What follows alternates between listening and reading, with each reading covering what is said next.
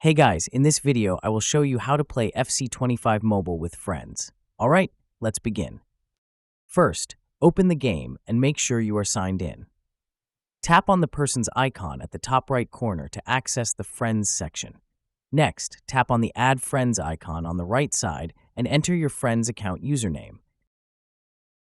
Tap on Continue and then add the target account.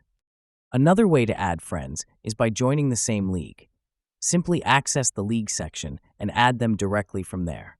Once you have added your friends, return to the app's homepage, go to the Friends section, and tap on the Match button. From there, choose your preferred game mode, and an invitation will be sent. Once your friend accepts the request, the match will begin. So that's basically how you can play FC25 Mobile with friends. And that's it for this video. If you find this helpful, consider subscribing and giving this a big thumbs up. Thanks.